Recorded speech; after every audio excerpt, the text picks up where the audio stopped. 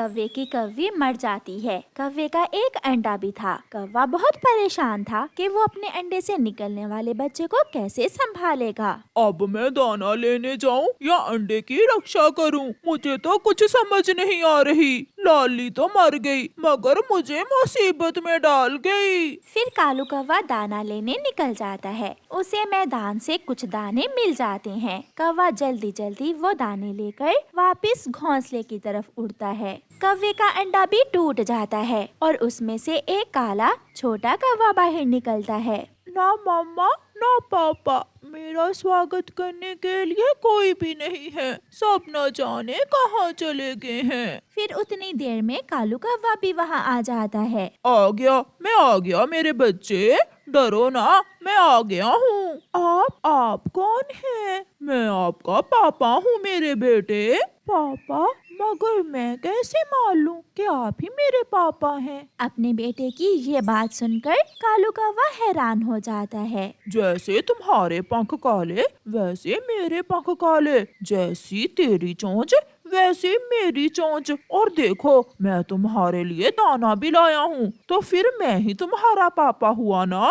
अगर आप मेरे पापा हैं तो मेरी मम्मा कहाँ है? मुझे मम्मा चाहिए, मुझे मम्मा लेनी है। कालू कौवा रोने लग जाता है।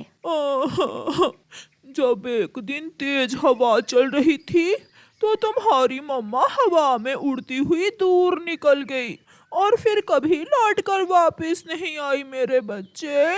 नहीं, मैं नहीं मानता, मुझे मम्मा लेनी है, मुझे मम्मा चाहिए। अगर मम्मा आएगी तो फिर ही मैं दाना खाऊंगा। कौवा परेशान हो जाता है और अपने बेटे से कहता है, ठीक है बेटा, तुम पत्तों में छुप जाओ और मैं तुम्हारी मम्मा को ढूंढ कर लाता हूँ। फिर कालू कौवा उड़ता है। वो उड़ता हुआ जा रहा था कि नदी पर उसे एक कौवी बैठी हुई दिखाई देती है। कौवा वहाँ जाता है। मेरा नाम कालू है कवि जी, अगर आप मेरा एक काम करो तो मैं आपको 10 दाने गेहूं के दूंगा। ये सुनकर वो कौवी तो बहुत खुश हो जाती है। 10 दाने? बताओ बताओ कालू कौवे जी, क्या काम है? तुम्हें थोड़ी देर के लिए मेरे छोटे से बेटे की माँ बनना होगा। क्या? ये तुम क्या कह रहे हो कालू कौवे? मेरा बेटा आज ही अंडे से निकला है, उसकी माँ मर गई है और वो जिद कर रहा है कि माँ के पंखों से ही दाना खाएगा।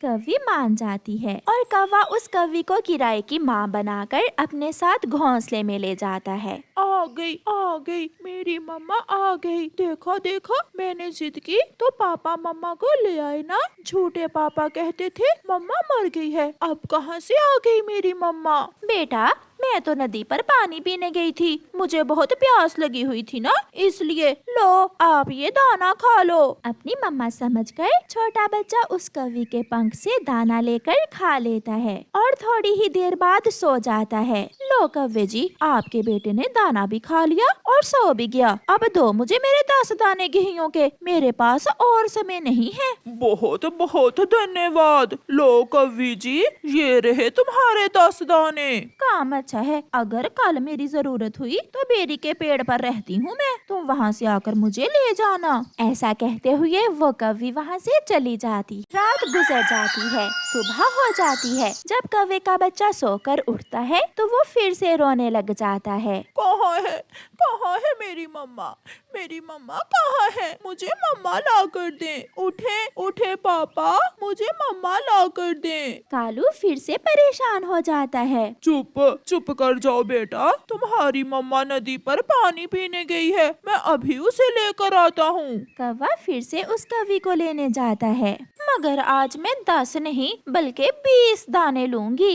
ये तुम मुझे ब्लैकमेल कर रही हो, ऐसे मेरी मजबूरी का फायदा ना उठाओ। बहुत मुश्किल काम है किसी की मम्मा बनना। फिर कौवा मान जाता है और 20 दानों में गोरी कौवी ले जाता है। ऐसे ही दिन गुजरते गए और कौवा हर रोज जब भी अपने बेटे को भोजन खिलाना होता तो उस कौवी को ले आता। फिर एक दिन कौवा फैसला करता है, अब मेरा बेटा रोए या हंसे, मैं और दाने नहीं बांट सकता, अब मैं उस कौवी को नहीं लाऊंगा। कौवे का बेटा बहुत जिद करता है मगर कौवा चुपचाप बैठा रहता है। पापा पापा मम्मा आएगी तो मैं फिर ही दाना खाऊंगा। नहीं खाने तो ना खाओ, आज वो नहीं आएगी। एक चक्कर के 20 दाने लेती है तुम्हारी किराए की मम्मा मुझसे। अभी तक कालू कौवा क्यों नहीं आया? मेरा तो उस बच्चे से मिलने को बहुत दिल उदास है। फिर वो कौवी खुद ही कालू के घोंसले की तरफ आ जाती है। कालू, कालू कौवे जी, आज क्या हुआ? आज आप मुझे लेने ही नहीं आए। बच्चा कौवी से लिपट जाता है। मैं अब तुम्हें दाना नहीं दे सकता। आखिर कब तक मैं तुम्हें दाना दे दे कर अपने बेटे को दाना खिलाऊंगा। कालू कौवे जी, एक बात कहूँ, बुरा तो नहीं मनाओगे? कहो कहो, क्या बात है? अब मेरा इस बच्चे के बिना दिल नहीं लगता। प्लीज मुझे अपने घोंसले में रख लें। मैं इसकी सच्ची की मम्मा बनकर रहना चाहती हूँ। क्या? हाँ। ये सुनकर कौवा तो उल्टी छलांगे लगाने लगता है। मिल गई, मेरे बेटे को माँ मिल गई। फिर वो सब उस घोंसले में खुशी खुशी जीवन गुजारते हैं। प्यारे दोस्तों, इस कहानी को लाइक करना बिल्कुल मत भूलना। आपका धन्यवाद। जंगल के बीचों बीच गौरी कौवी और कालू कौवे का होटल था, मगर गौरी कौवी का बनाया हुआ खाना कोई भी पसंद नहीं करता था। छी छी, ऐसा बेस्वाद खाना। इससे अच्छा तो था कि मैं किसी पेड़ से पत्ते ही खा लेता। एकदम बेस्वाद खाना है ये। अपनी शक्ल देखो, मोटी चोंच वाले गंदे तोते। खाना है तो खाओ, वरना भाग जाओ यहाँ से।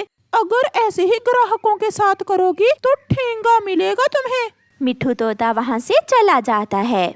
गौरी, सुबह से बैठे हुए हैं, अभी तक एक मिठू ही आया था और वो भी बिना खाए ही चला गया। कालू, मेरे पास एक उपाय है। हम चिड़िया को होटल पर खाना बनाने के लिए रख लेते हैं। चिड़िया बहुत स्वादिष्ट स्वादिष्ट खाने तैयार कर लेती है। हाँ गौरी, तुम अभी जाओ और जाकर चिड़िया से बात करो। फिर गौरी कौवी चिड़िया के पास जाती है। चिड़िया, मैंने सोचा है कि तुम मेरे पास होटल पर काम कर लो, मैं तुम्हें अच्छी तनख्वाह दूंगी। चिड़िया के पास भी उन दिनों कोई काम नहीं था, इसलिए चिड़िया मान जाती है। गौरी बहन, बात तो ठीक है आपकी, मगर आप मुझे तनख्वाह कितनी दोगी? चिड़िया, ये तो काम चलने की बात है। अगर काम अच्छे से चला तो मैं तुम्हें 2-4 रुपए ज्यादा ही दे दिया करूँगी। ठीक है गौरी बहन, मैं कल काम पर आ जाऊंगी। फिर दूसरे दिन चिड़िया गौरी कौवी के होटल पर काम करने चली जाती है। चिड़िया खाना तैयार करती है। आज चिड़िया ने गौरी के होटल पर दाल चावल बनाए थे। गौरी बहन, खाना तैयार है, आप देखना, जो भी पक्षी एक बार हमारे दाल चावल खाएगा वो अपने पंख चाटता रह जाएगा। चिड़िया, अगर धंधा अच्छे से चल पड़ा तो मैं तुम्हें आधा हिस्सा दिया करूँगी। फिर वहाँ चाचा छमछम आ जाता है। कौवी, मुझे एक प्लेट दाल चावल तो दो। मैं अभी आपको गरम गरम दाल चावल देती हूँ। ऐसे दाल चावल आपने पहले कभी नहीं खाए होंगे। चिड़िया दाल चावल की एक प्लेट लगाती है और गौरी कौवी दाल चावल चाचा छमछम को दे देती है। वाह वाह गौरी, आज पहली बार तुम्हारे इस होटल खाना इतना स्वादिष्ट है। वाह, जादू है इस खाने में। मैं सबको बताऊंगा, पूरे जंगल में ऐसे दाल चावल मिलने वाले नहीं हैं। फिर क्या था, शाम होने से पहले पहले ही गौरी कौवी के सारे दाल चावल बिक जाते हैं। शाम होने को थी, चिड़िया एक प्लेट धो रही थी कि प्लेट चिड़िया से गिर जाती है और टूट जाती है। पीछे से गौरी कौवी आकर गुस्से में चिड़िया के 2-4 लगा देती है। अंधी हो क्या? काम देख कर किया करो। यहाँ तुम खाना बनाने आती हो, मेरे बर्तन तोड़ने नहीं। जो इतना बड़ा नुकसान कर दिया तुमने मेरा। गौरी, मैंने ये सब जानबूझकर थोड़ी किया है। और सुनो, मैं इज्जत से काम करने आई थी यहाँ। ऐसे काम से तो मैं ऐसे ही भली। चिड़िया वहाँ से चली जाती है। गौरी, ये तुमने क्या किया? आज पहले ही दिन इतना अच्छा धंधा चला था हमारा और तुमने चिड़िया को मारकर भगा दिया। कालू, क्या करूं? मुझे गुस्से में कुछ समझ नहीं आती। काम तो गलत ही हुआ है मुझसे। मम्मा, वो कौवी तो बहुत बुरी निकली। एक प्लेट टूट जाने पर वो आपको मारने लगी। मैं भी कल काम पर नहीं जाऊंगी। मम्मा, क्यों ना हम अपना काम शुरू करें? मम्मा, आप दाल चावल तो इतने अच्छे बना लेती हैं। ये सुनकर चिड़िया कुछ सोचने लगती है। हाँ बेटा, बात तो आपकी ठीक है। मैं कल ही आपकी नानों से कुछ पैसे लेकर आती हूँ और हम अब गौरी को बताएंगे कि वो अकेली ही नहीं है जो इस जंगल में होटल बना सकती। फिर चिड़िया अपनी माँ के पास जाती है। माँ, बच्चे भी यही कह रहे हैं कि अगर हम ये काम शुरू कर लें तो काम जरूर चलेगा।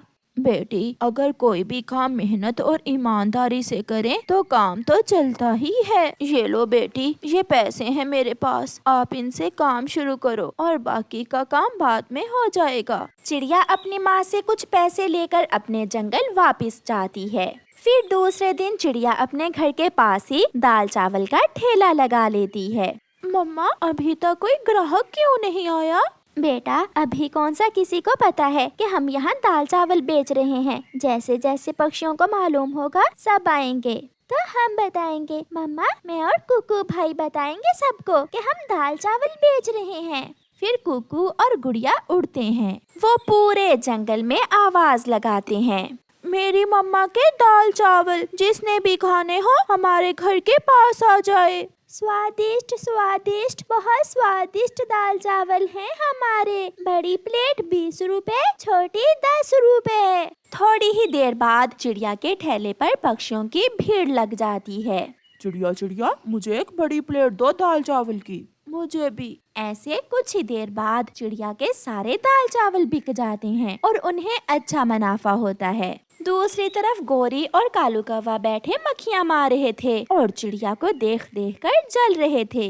कालू, लग रहा है अब हमें चिड़िया के पास जाकर बर्तन ही धोने पड़ेंगे। प्यारे दोस्तों, इस कहानी को लाइक करना बिल्कुल मत भूलना। आपका धन्यवाद।